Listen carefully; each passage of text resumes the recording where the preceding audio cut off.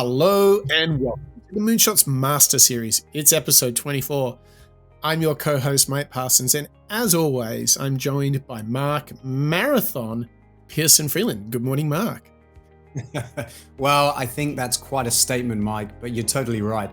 Not only perhaps are some of us gearing up, warming up, stretching to go out and perform in marathons that are coming up here in Australia, but actually even today in episode 24 of the Master Series, we're kind of getting ready for a bit of a marathon ourselves, aren't we? We definitely are. We're both meant to be running very long distances on the weekend. As you can probably hear, it sounds like I have a peg on my nose, but I can promise you I don't. I am recovering from the flu. Mark, you're a week ahead of me, so you'll be crossing the line first without a doubt, but we're still going to go on a big adventure and run a marathon together this weekend. But we're also going to run a marathon of some very good thinking, aren't we? We are indeed. And actually, Mike, maybe the secret to running and performing in marathons in the physical world, so to speak, is only capable once you've mastered and started to get your head around this idea of good thinking. And this idea of good thinking, Mike, has really resonated with me. Once we've completed our series on the Moonshots Weekly show, now we're getting a chance to dive even deeper into this plethora of ideas, concepts, frameworks, and also practices that we can put towards our own mental ability and how we think about things. It's really resonated with me because of how much it has educated me on how much control I have, which is not necessarily something, and I'm giving away a little bit, perhaps too much of the show.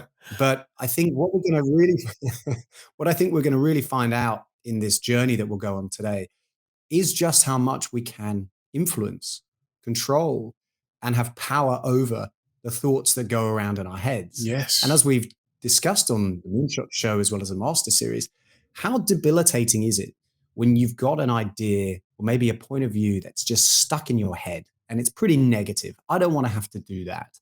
I'm afraid of getting in that, I don't know, maybe it's cold water, maybe it's running a marathon, maybe it's just having that tricky conversation. How much time and effort and emotion goes into those considerations and decisions that fundamentally kind of distracts you from the task at hand, doesn't it? So true. I think we're all in a battle with fear, self-doubt, or even just the monkey mind, letting those thoughts run wild. And what we've learned, Mark, is that those that get the most out of life, what's really interesting is they're no different from us. They all experience those same feelings, but they have the tools to overcome. And not only are those tools at first a thought and a choice, but they're habits as well. And so we can have clarity of thought and goodness in our intentions. And these are all choices. Much of what we've learned in the Moonshots podcast and here in the Master Series is that if you truly accept full responsibility for your situation, then you're actually able to put yourself to work and improve your thinking, your mindset, your intentionality, and your habits. And that's what we're going to do. We're going to mix it up today. It's all about how to have clarity of thought, how to have goodness in your intentions, and to come out the other side being the best version of yourself. So get ready. This is a workout of mind and heart. So let's get ready to roll, Mark. Where should we jump in? I think with a setup and a promise like that, Mike, we've got to kick off with a little bit of energy. We've got to kick off with a quick breakdown on how the environments around us really do influence us. So we're going to hear from Michael A. Singer, author of The Untethered Soul, who's going to kick us off with some action into how we can stop suffering. Almost all of us put almost entire focus of our lives on the outer environment. Why? It is the inner environment that we really care about, but the only way that we have learned to change our inner environment, since we're not really very conscious and aware of the inner environment, is to change the outer environment. Let's take an example. You're feeling lonely inside. That's an inner environment. Your mind is bothering you. It's sitting there talking about the insecurity when you get older and, will I have enough funds and what's going to happen to me and so on. And you kind of start that when you're 12. right? That's called the mind can be a dangerous place if that's how you're thinking when you're 12 years old. What do we do about that? What we do normally and naturally is to go outside and try to make sure that the outer environment is a way that supports this inner problem that we're having. Yet the truth of the matter is, the only thing we care about is the inner environment. Ooh, he is bringing some pretty heavy thinking there. Mark, I believe that there is absolutely so much power into saying, I have this worry or this concern. I think Mm. what's really important is what we've learned in the Moonshots podcast is you have to acknowledge those feelings. And Mark, what is our go-to way of acknowledging how we're thinking and feeling? What would we tell when in doubt, resort to? What is the activity? For me, it's all about journaling, isn't it, Mike? Bang on. It is getting it out of your brain, getting it out of your mind, get it onto some paper. It is the cleanse, right? It's the ultimate detox.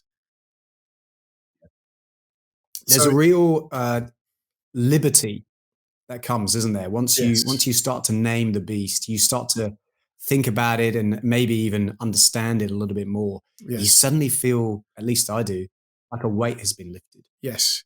So here's an interesting thing though.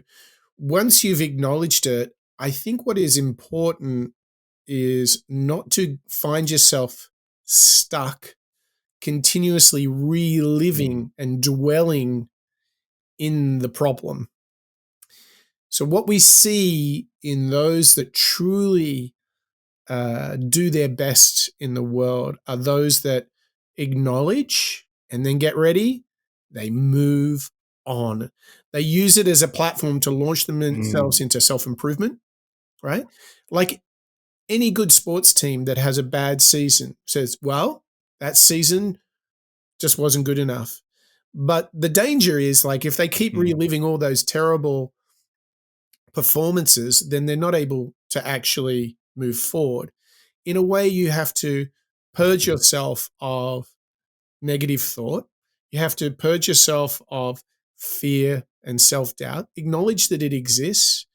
But I think this is where we Mm. have a choice, which is okay, I've accepted that's how I feel.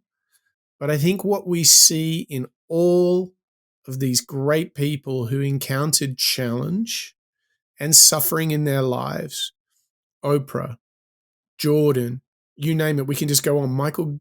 David Goggins, the list is never ending. They had the capacity to use that as fuel to move forward. And that moving forward is a choice. Mm. I think the thing that we are really studying on the Moonshots podcast is that the power of the actually letting ourselves know that choice even exists. Because I think we can find ourselves stuck in those negative loops and never getting out, right? Yeah, for sure. It's actually, you reminded me, Mike, of a statistic that um, I remember hearing about a few years ago, and it struck me as quite insightful that the times when you have, let's say, a near miss in your car, maybe it's not necessarily like a big deal. I'm not necessarily saying, oh, you've just averted some kind of crash. But, maybe you went a bit too quick, or maybe you were worried about going through a red light, something like that. You then are so distracted by thinking about that event, thinking about it, wondering, concern, anxiety, that you end up having an even worse accident because your mind is elsewhere, Mm, repeatedly going over that potential struggle that you might have had, that distraction. I think why this has come to my mind is in my career when I have had times when I've really maybe not regretted something, but felt very uncomfortable. Maybe I've been second guessing how somebody is going to respond to something I've said or something I've done. Was that the right choice? Did I go and do that too quick? That's when I'm more likely to then make a mistake because the beast has not been named. I have not mm, necessarily looked at it under a microscope to try and figure out what it was. Instead, it's something that, like you said earlier, that monkey mind who's playing around in the background. And that stuff can lead us into, even worse, murkier waters, I suppose. than we were previously. So it's this idea of exacerbating through time, isn't it? If you don't address it quite early on, if you don't want to dig in, look at it, figure out what it is, why does that make me uncomfortable? Mm. What specifically is it? It's possible that not only will it reappear and happen again, but actually you might be the trigger to then go and stumble in another 5 minutes or so. Does that resonate with you a little bit? Yeah, because I think what you're exactly talking about is the dwelling, the Dwelling. continuously reliving. And, that's why it's so dangerous entertaining thought patterns like victimization, right? If you continually relive suffering, and everybody experiences suffering, that's Michael A. Singer's whole book is about how to move through that, right? Yeah. Um, if you continuously relive it, then it's almost like you never close the chapter. You're constantly reliving it, so you're not able to move forward, right? And I think what you see in the suffering of great people is they built resilience. It made them stronger. I think about the great architect Zaha Hadid as a Middle Eastern woman becoming an architect at the Royal British Architectural Society, which was full of all these posh white guys. She had, and she did this in the 60s, and she was so brave. And that's why her work was so brave, so outstandingly different, and will be and it will last the test of time for sure. So she used it. Jordan used the loss of getting kicked off the high school team. Oprah was told she was no good for television. Disney was told he didn't have an imagination. All of these people moved through it. So, and this is a choice. So it's not that when you look at great people that they are just perfect. They have exactly the same challenges. They just have the solutions as well. So let's learn from their solutions so we can, think a little clearer, think a little better, and have better interactions, better relationships with the people around us. Because if we get through our own suffering, then we can move on and help others through theirs. And I think that's the greatest gift, don't you? That's a pretty attractive concept, isn't it? If we all are trying to become our best versions of ourselves, why not do that not only for ourselves and our own, mental well-being, That's but right. also for those around us, our Yep. family, our friends, our colleagues. Yep. And if you're not in a good place, how can you possibly really help family and friends, right? If you're a Well, bit off absolutely. track, right? Yeah, I believe that. I really do believe that that's the case. If you're going to go and, let's say, criticize others, and what I mean by that is not necessarily behind their back, but more about if I'm going to provide constructive feedback, I want to try and make sure that I'm also living that feedback. Mm, I want to make sure that I'm not going against the advice that I'm providing a colleague or a friend. right. I want to try and maintain that similar mindset. Yeah. But I tell you what, the viewers and the listeners of this very master series, they are certainly on track because they are part of a very exclusive little club, aren't they, Mark?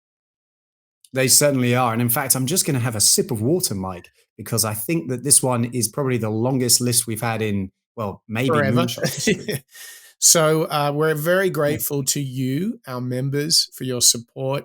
We love all of your suggestions and your questions. Yeah. And if you're sitting there thinking, I'd love to hear Mark and Mike review a book or an expert or someone that inspires you, just jump onto Patreon, send us a note, and we'll definitely follow up.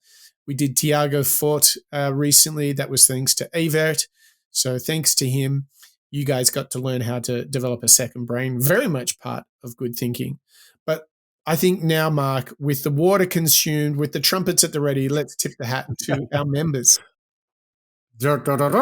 That's right. Please welcome Bob, John, Terry, Ken, Dietmar, Marjan, Connor, Rodrigo, Lisa, Sid, Mr. Bonjour, Paul, Berg, Kalman, David, Joe, Crystal, Ivo, Christian, Samuela, Barbara, Andre, Eric, and Chris, Deborah, Lasse, Steve, Craig, and Daniel. Craig and Daniel have just eclipsed their 12-month mark as well, Mike. So that 12-month list of individuals who keep on powering the Moonshot's rocket ship, thank you so much for continuing your support. But very, very soon on Craig and Daniel's heels are Andrew, Ravi, Yvette, Karen, Raul, PJ, Nikawada, Ola, Ingram, Dirk and Emily, Harry, Karthik, Venkata, Marco, Roger, Steph, Gabia, Anna, Raw, Nimalen, Eric, Diana, Wade, Amanda, Christoph, Denise, Teresa, Bolinara, Laura, Smitty, Corey, Andre, Gayla, Max, Bertram, Daniela, and Mike. Whew, Mike, that list is getting bigger. But boy, are we pleased to have all of you join us as well as support the Moonshot Show as well as the Master Series week in, week out. Yeah, and if you're listening to a trailer of the Good Thinking Master Series and you'd like to participate, head over to moonshots.io where you can become a member. You'll get the access to the full episode of our Master Series. You'll have the chance to chat with us, send us suggestions, and generally support what we think is our quest to be the best version of ourselves, to learn out loud together.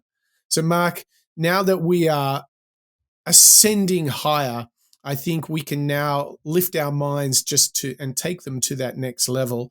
And a key part of that is attention, isn't it? Yes, it really, really is. Something that we've learned and we're going to really dive into now is this idea of attention as well as memory. But we aren't necessarily, Mike, the grandmasters. So let's hear from author as well as memory grandmaster Kevin Horsley talk to us about the attention problem.